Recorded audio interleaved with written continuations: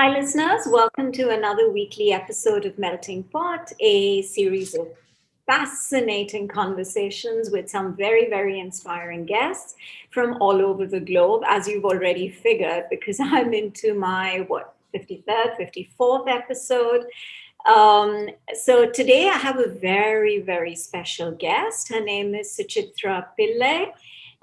Trying to put an introduction together for Suchitra didn't it wasn't as easy as I thought it would be. Suchitra is an electronic engineer, but by education.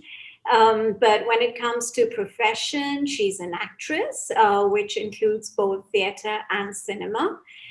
She's a model, she's a musician, and also an anchor. So, thank you so much, Suchitra. I think we'll have to cover every aspect of your profession in. Yes, absolutely. Also, you forgot actress in theater, television, film, OTT Oh platforms, my God. Okay. all of that. A singer.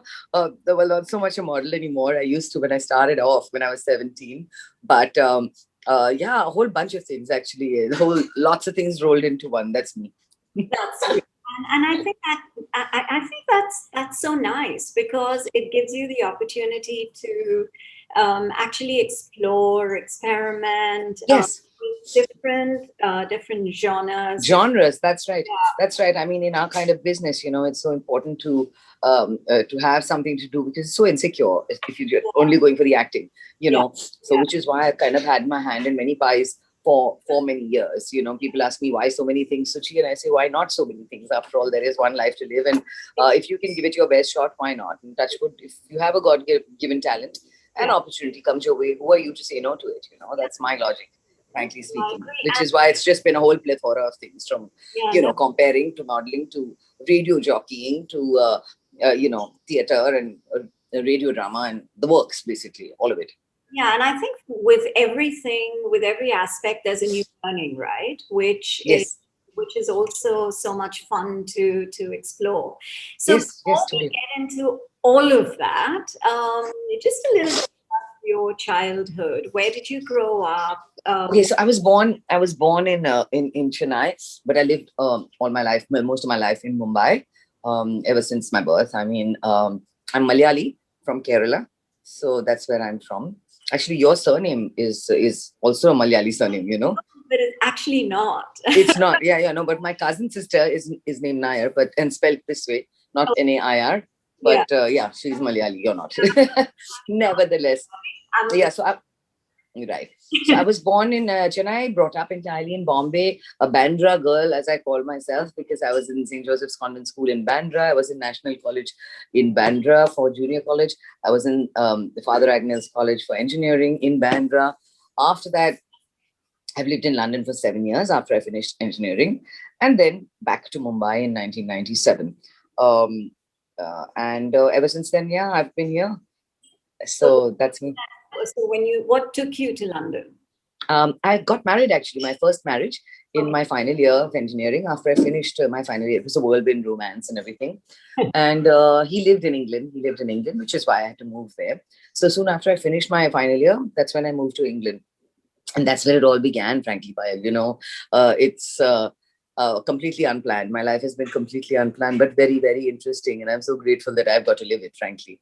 Yeah, no, absolutely. I completely because my life has been like that as well. But it's not about me; it's Mm, about you. So yeah, yeah. yeah, So what happened?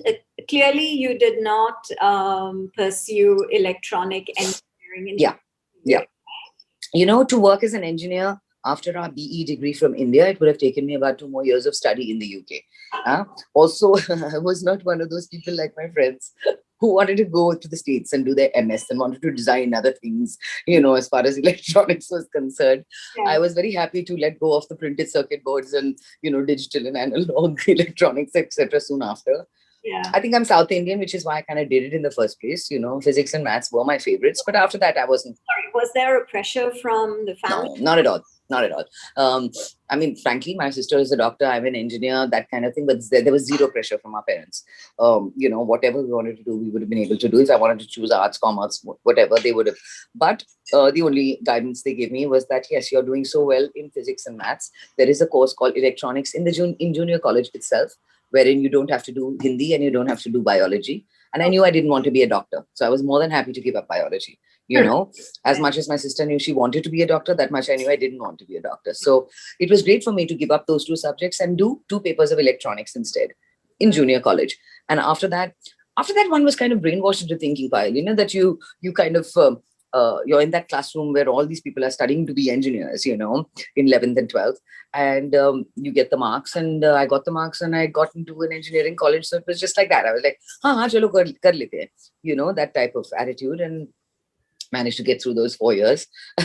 But but post that, I wasn't one of those people who wanted to continue as an engineer. If at all I had, it wouldn't be in the technical side. It would have definitely been in marketing and a more people-oriented part of it, engineering. Because I can clearly see that you are a people's person. Oh, totally, completely. Okay, so what happened first, theatre or film? Film, actually, before film, the first thing I did over there, I was with a model agency in the UK, and they got me, a few bits and pieces, ads here and there, etc.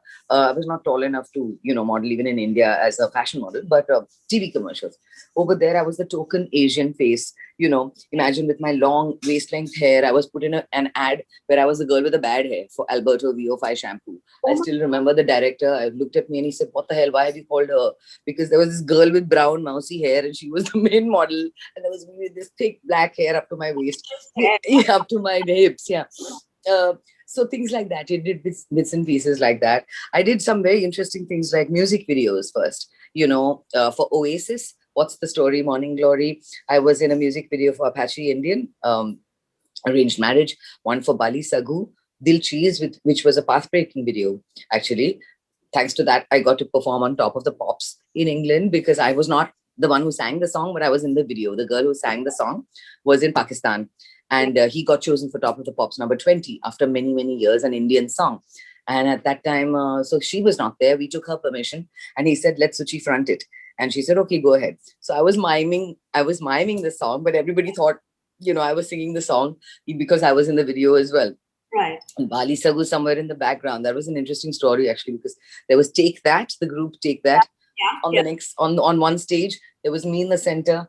There was Everything But the Girl on the right. There was Sting, all part of the same show on Top of the Pops. And I'm standing there thinking, what is this girl from Bandra who has no backing from anywhere doing with all these bloody famous people, all around? Right. Incredible. That's why I say it's been an incredible life, which I've thoroughly enjoyed and no regrets, So I did all of this stuff before. I sang on albums for Talvin Singh, Cooler Shaker, a British band, 2 albums by Rashid Taha, an Algerian artist. And then came, actually, it was all, I have to admit, it was all a mixture of these things, maybe in the first 2 or 3 years that I was there, 91, 92, 93. Sorry, quick question. So did you have any background with singing or music? I trained in Carnatic vocals in Bombay when I was in my teens, but that's it. And I sang a lot in competitions, etc., which in the area that we used to live in, they used to have zonal competitions. I sang there. I sang jingles, etc., for TV. So singing, that was the training. Acting, there was no training. I had just done a few amateur theatre roles when I was 10, when I was 12. Annie, the musical. There was another musical called I Love You, but things like that, which were put up in Bombay, which I was in, but never really pursued it. Always interested in dramatics and acting and debates, etc., in school and college. But that was the background. And then my life changed when 1993, Jennifer Jaffrey, a casting agent, I was working for a restaurant called the Bombay Brasserie at the time, which was run by the Taj Group of Hotels in England, in London. A very famous place where all the names, would come, pop stars and film stars, etc. I got to meet so many people. I'll tell you some stories about that too. But nevertheless, I was working there at the time, and I got a call from this model agency saying, "Listen, do you act? Because this casting director has called us and said they need an Indian girl to play the lead in a French film, which is about the dowry system in India." So I said, well, I act. I mean, I like acting, but that's it. So they said, okay, go ahead and because you're the only Indian on our books, please go ahead and do this test. So I went to her house, and I remember I was in my sari. She gave us two scenes, and there were other girls sitting there, all Radha Shada. They're all trained actresses. Yeah. I remember the girl in front of me. We had these two really intense scenes. And the second one had to break down and cry, and you're begging for help from the French actress in the movie, etc. So intense scenes. And the girl in front of me, I remember her going in, and I overheard her saying to Jennifer, "Oh, Jennifer, you gave us only 10 minutes, I don't really think we can get into the skin of the character, etc." All of this. So I was like, okay, she did her bit and she left. I went in, and Jennifer looked at me and she said, "How long have you been acting?" And I said, "Oh, this is my first audition." She said, "Okay." She said, "Come on, okay, start. You can start. Sit down here. Let's read." I said, "No, I'd like to act out the scenes for you." And she said, "Sorry." And I said, "I'd like to move around and do the scenes for you. You just play the other part." And she said, "Okay, fine, keep your script. You can do it." I said, "No, I don't want to keep the script. I'll take it as it comes. I'll remember what I remember, and otherwise I make it up along the way." Yeah. So she was looking at, she said, "Tell me, so you really have," as I said, "No, it's my first audition." She said, "Fine, fine, go ahead." So she was obviously very amused. And we started the audition. And modesty set aside, I have to say, at the end of that audition, I kind of aced it, because I was crying, I was howling naturally, and I was at her feet begging for help, which was the end of the scene. And I'll never forget her face smile. She picked me up and she put me on the sofa next to her, and she said, "Now tell me the truth, Suchitra, how many years have you been acting?" Oh my God. Wow. And I said, "Wow." I said, "No, this is my first audition." Talent switch.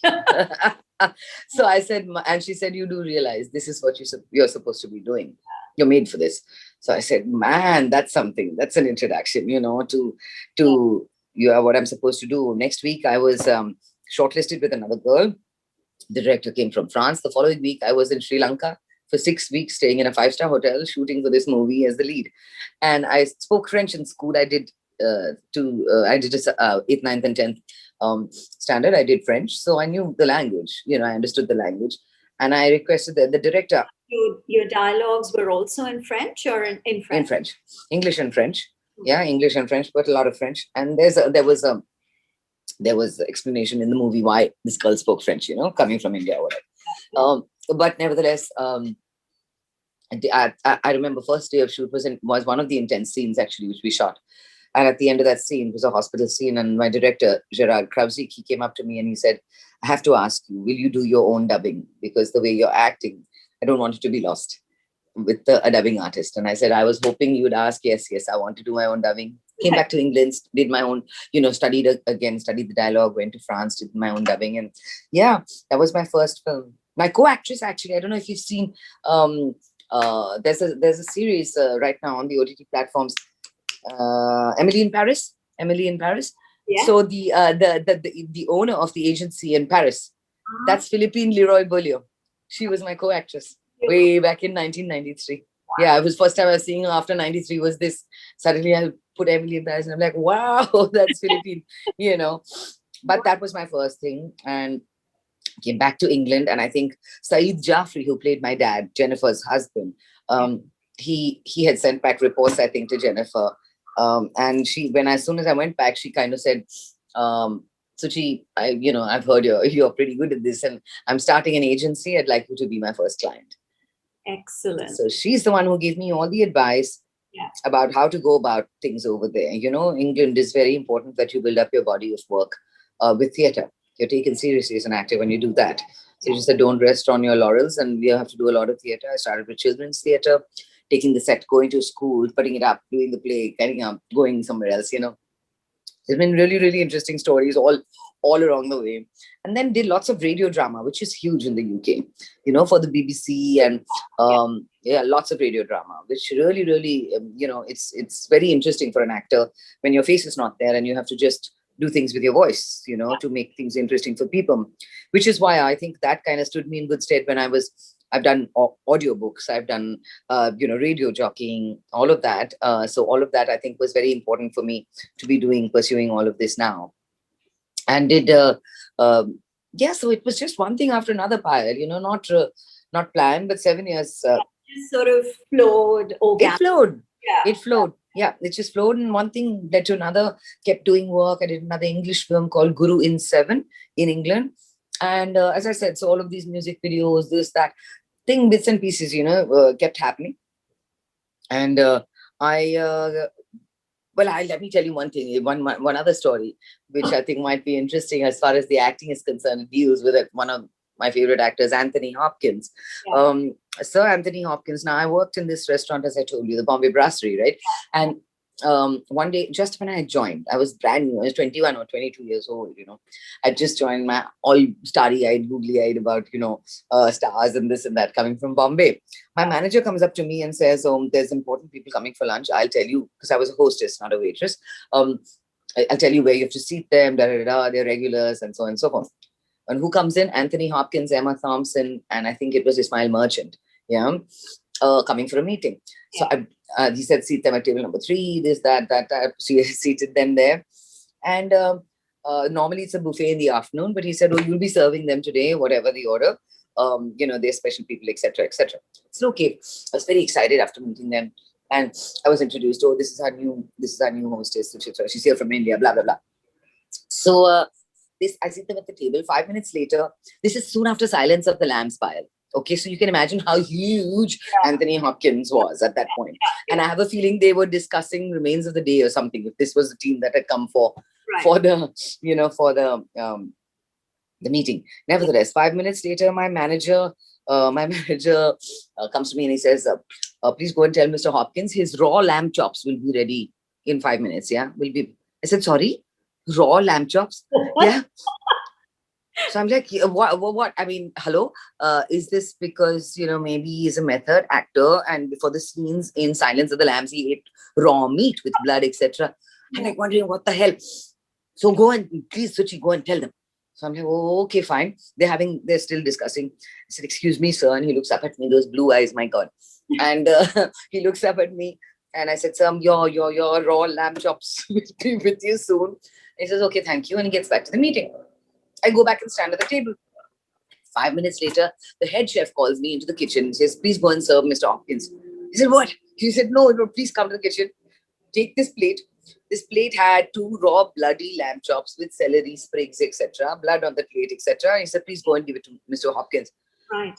I was like, no way, this is not really happening. Who is going to eat this? So anyway, curiosity, me with my hands shaking, I'm taking this plate, going to the table. Sure enough, he looks up at me again. And he says, yes. And I said, sir, your raw lamb chops. He says, okay, thank you. And I put it back down in front of him. I'm really, really wondering whether this man is going to eat this or not. I wanted to see it. I can't just stand there and look at him saying, okay, eat now. So while I'm walking away from the table, I'm like very slyly looking over my shoulder, just to see by some chance, has he started eating it very slyly. And then he's looked at me straight and he's called me back to the table. And I'm like, no, what's happened now? Yeah. I came back to the table and I'm standing there all meekly and he's just staring straight at me, staring with those blue eyes. And I'm like, yes, sir. And suddenly he caught my hand. He kissed my hand and he said, Suchitra, I'm really sorry. This was a joke we decided to play. I don't really bite. And so can you imagine, Payal? I mean, Sir Anthony Hopkins, my manager had just gone and said, listen, she's new here. Can we have a little bit of fun? This is all brand new to her. And somebody like that stature, agreed in amongst his meeting. Yeah. Okay, let's have a bit of fun. The humility of the man. And all of them had such a laugh at my expense and I didn't know what to do. My knees were shaking. But what an experience to have. Now tell me about it. I mean, it's like, I think I want a memory that I will have for the rest of my life, obviously. But it was just incredible. And that's what taught me the biggest part of my work in showbiz is humility. It is so important.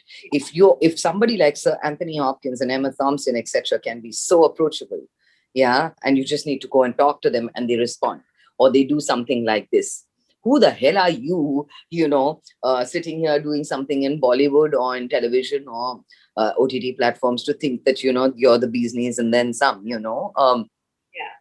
you need to be grounded. And I think this was my biggest lesson. Yeah, this was my biggest lesson before I came here and started the actual major acting, Yeah. So, yeah, so that's definitely one experience Oh I'll my, never forget. that's pretty awesome. And you're absolutely right. I mean, artists of statures Yeah, to be willing to, and in their busy schedule, yes, yes, they're obviously, absolutely. in a meeting, and obviously they have a time schedule, probably rushing to the next one. But Yeah, yeah, yeah, yeah, absolutely. that's quite amazing. Wow. So Yeah, yeah. tell me, so when you moved back, and then you started to Yeah, see so then the theater. first thing that actually I got here was a play that I'm still doing now, which we have brought to Singapore, etc. as well. Dance Like a Man. Oh, Um, yeah. yes, which I've been doing for 23 years. Wow. It's close to 650 shows worldwide across the globe. A And little too big. I haven't seen it because I. My God, that's a play one has to Oh, see. yeah. I mean, I would want everybody in the world to see that play because it translates into any household, any generation, anywhere in the world. The story. Musical or no? No, no, no, no, no. It's about two generations of Bharatanatyam dancers. It's a serious play written by Mahesh Dattani, but Yeah. there's a lot of humor in there in the writing. And that's why it's lasted so long because of the writing and because, we have given it up all this play. As you see, 23 years, the same cast, it's kind of unheard of. It's like the longest running Indian English play. Uh, so we've only last year, Anant Mahadevan has joined the cast instead of Vijay Krishna. So there's Lilette, Anant, Joyce and Gupta, and me. So that's the first thing I got. And after that, I became a VJ at Channel B, the music channel. That too, I got the job for myself. I met the general manager at a party. I remember I'd just come back and he had said, "Oh, I'm the GM of a channel called Channel B, etc." And I said, "Oh, it's a great channel, but it's your loss because I'm not on it." He said, "Sorry." So I said, yeah, no, it's a damn nice channel. I've watched it, but it's your loss that I'm not on it. He's like, who the hell are you? I said, I'm an actor. I've come from England and I'm in Bombay. He said, are you working? I said, no, no, no. He said, okay, put your money where your mouth is. Let's give you a screen test. And I did a screen test on the spot. They gave me 10 minutes to create my own show. They said, we're not giving you any script. Create your own show. Let's see what you have. And 2 weeks later, from Hong Kong, there was a call saying that I was chosen. They created Simply South, the show for me. And 2 years of absolute bliss working for Channel B. And in amongst that time is when I got a few TV shows like Hip Hip Hooray, Margarita, Rahe, Papa. I started doing lots of television then. So I've seen TV as it was then and as it is now with this whole OTT. I've seen the whole thing, 27 years I've been now acting, frankly speaking. I just turned 50 last year. So yeah, another milestone. But so I started doing all of that. And then movie wise, the first thing I did was Bas Itna Sa Khwab Hai. I got a little role for Goldie Behl. I did that. I was playing a reporter. But sorry, did you have to actively no. step into? No. Okay. No, I didn't have to do anything. I'm one of the lucky ones, I would have to say, for people who struggle so much to find some sort of foothold in this industry. I really have to admit that I'm one of the lucky ones because Goldie Behl, his sister, had worked with me when I was a model in Bombay. She was working with a production company and she's the one I think who suggested me for this little role in Goldie's film in Bas Itna Sa Khwab Hai. So I got to work with Abhishek, Rani, Jackie Shroff, all of these people. Of course, later I was to work with Rani again for Laaga Chunari Mein Daag, another film that I did where I played a friend. But I did that. And then as far as Dil Chahta Hai is concerned, Farhan Akhtar was a friend of mine. And he just called me up one day and he said, oh, by the way, Suchi, you're doing this role. I said, sorry. He said, I've decided you're doing this role of Priya in my film. I said, what is it? Well, he says, oh, it's, this irritating girlfriend, this, and I said, okay, who's, opposite to? And he said, Saif Ali Khan. I said, what? Are you serious? Saif Ali Khan was big, at the time. And this movie had Amir and Saif and Akshay Khanna. And I was like, wow. So I said, so when's the audition? He said, no audition, just come to the office. So I came to the office, and sitting in his office was Saif Ali Khan. He just wanted to see how the two of us looked together. And he said, yeah, you're on. Actually, there's a jogging scene on the beach. Both of you just stand up and start jogging on the spot. Let me see how you look. So that was my audition for Dil Chahta Hai, which that movie, I mean, everybody still talks about it. I'm so proud. Film. It's an iconic. Yeah. I mean, it's Iconic film.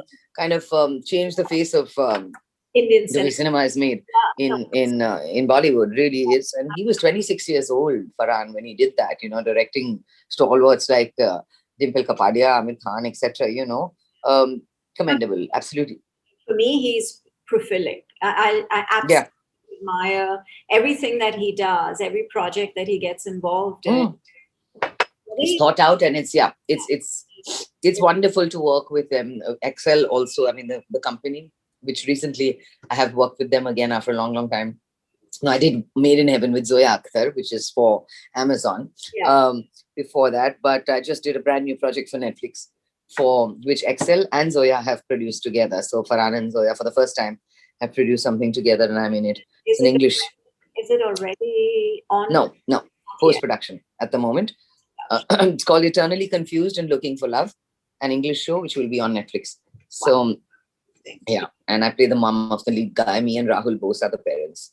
Okay. So, so going back to, so that's where it all started. And it's just been one thing after another from there, Payal, had the music album. How did that come about? So my first, I sang, as I said, for friends like Talvin Singh and stuff abroad. Yeah.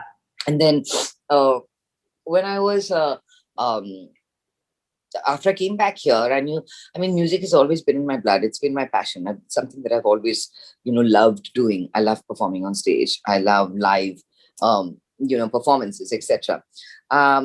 Way back then, when I came back, 97, I tried one album, which was, I think, a little too forward for its time. So that didn't really work out. There was a company called HMV Records at that time, which, I was with them, and then that didn't work out. Then next, my album, an indie pop album called Such Is Life, or Suchi's Life, the way you look at it, was released in 2011 online. And that was indie pop, Hindi, where I wrote my own lyrics. Ashish Painoli did the music. After that, but my pet project as far as music is concerned is ready for release. It's a music album called The History of Rock and Roll. It's English. I've written the lyrics again, and it has to do with, as the name suggests, the history of rock and roll. And I have to do a few more videos, but it's ready for release. And Ashish is the music again for it. It was recorded here. My vocals were recorded here. All the musicians were recorded at Rockford Studios in England, where the Beatles have recorded as well. So, so it's a fantastic album. We're waiting for people to hear it. Interesting. So out of all the different performing arts, one is something that you're more inclined towards? For the love of it, for the adrenaline rush, it has to be theatre. Yeah, it has to be theatre. It's a one-shot thing, While you just stand there, you either get bouquets or brickbats. You don't wait for critic reviews, etc. You don't wait to read about how good or bad you were. So, theatre is definitely the biggest buzz, to get those butterflies in the stomach before you get onto stage. And with Dance Like a Man, 23 years later, we still get those butterflies, which is how good that plays. I know. I was actually going to ask you that, do you have performance anxiety in front of the camera more than when you get onto stage? Onto stage, it would be more when you get onto stage, because last minute you're suddenly saying, oh shit, do I remember the lines? Do I remember this? Do I remember that? But when you do a play like Dance, I mean, you can wake me up at 4 a.m. and put me on a stage and I'll be able to do that. Saying which, a play like Dance Like a Man, none of us have made it monotonous ever. We always do something. Still today, we always do something in some scene to make it interesting for yourself and the co-actor, which is a little different from how you did it the last time. So it's interesting. That's how you keep it interesting. And so theatre would be, had it paid really well, I would choose that. But otherwise, I mean, the bigger reach now is, of course, OTT platforms, television.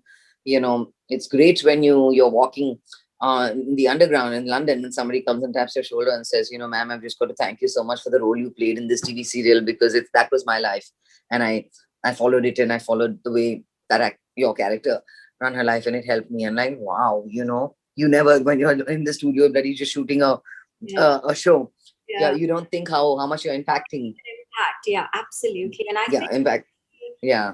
OTT platform, it's also giving, I mean, you, of course, are a very experienced actress, and you've been around for a while, and you've done so many different things just to stay current, right? But there's a lot of talent that is actually getting noticed because of the OTT platform.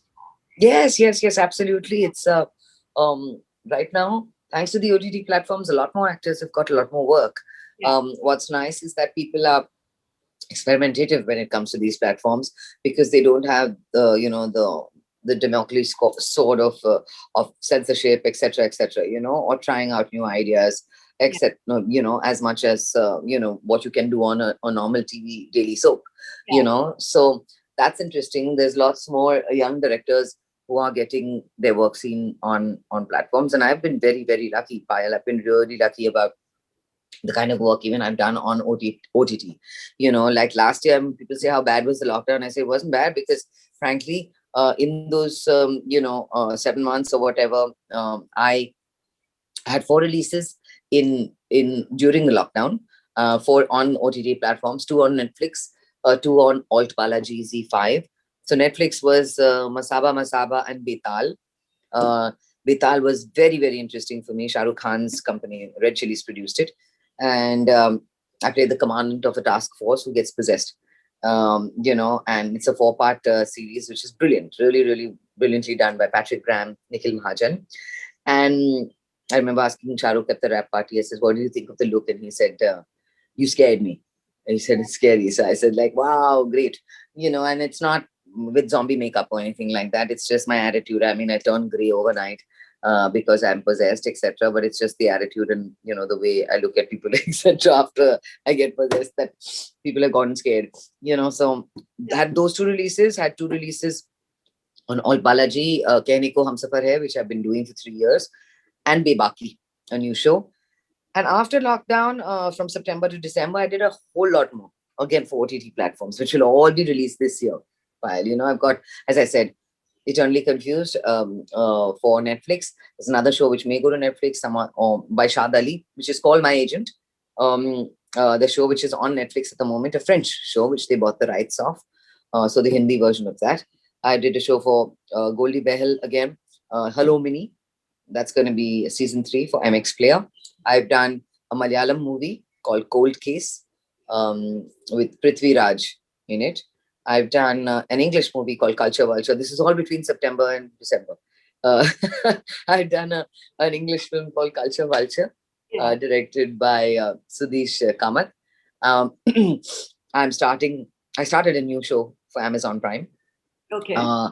That's that'll also be out this year. It's called Bestseller She Wrote. I'm doing season 2 of Made in Heaven for Zoya Akhtar. I hopefully, fingers crossed, will be season 2 of Bebaki as well. I love the show. That's for Alt Balaji. I am also, fingers crossed, up for another film.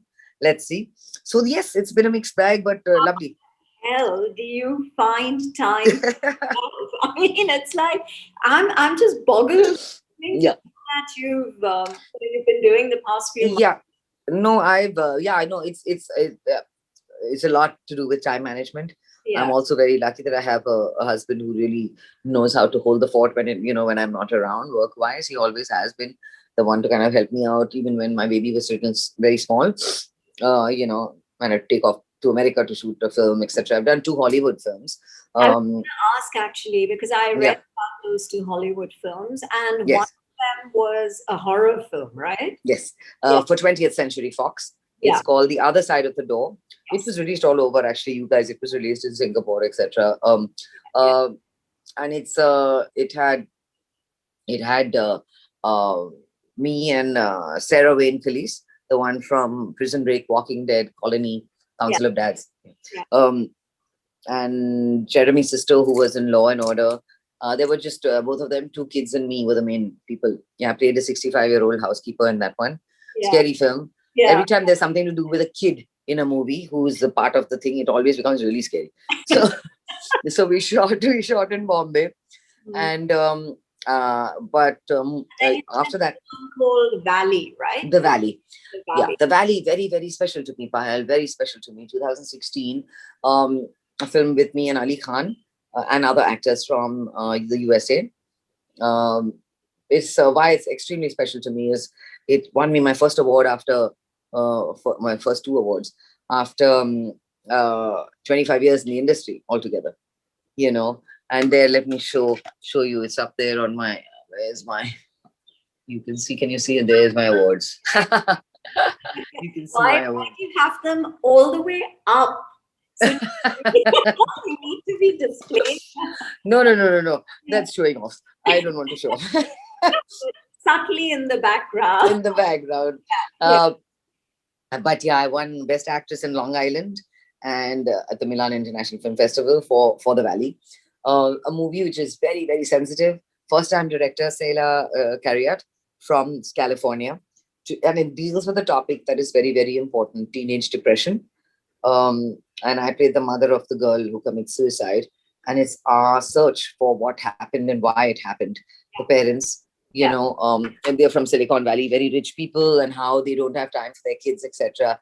And how each one, whether it's the father, the mother, the sister, how they all start blaming themselves for not being around for this little girl who's 16, who kills herself, So intense film, very intense film, but I gave it my heart and soul, and I just loved being in that movie. And I think that showed, and that's why it kind of garnered me the success. So, the awards that it got.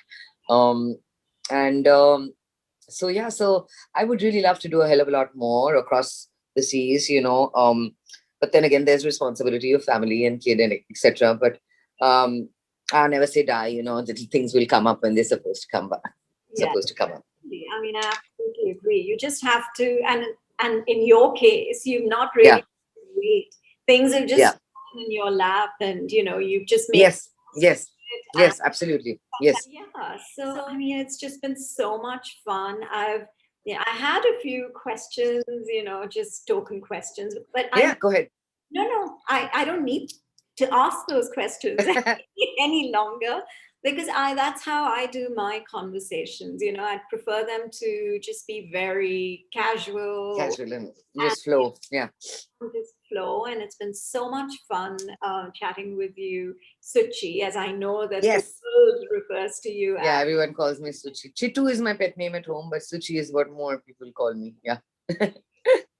So wonderful talking to you, Suchi. My pleasure entirely. Thank you for having me on the Melting Pot. It's been really good fun, and I hope when I come there, I get to meet you soon.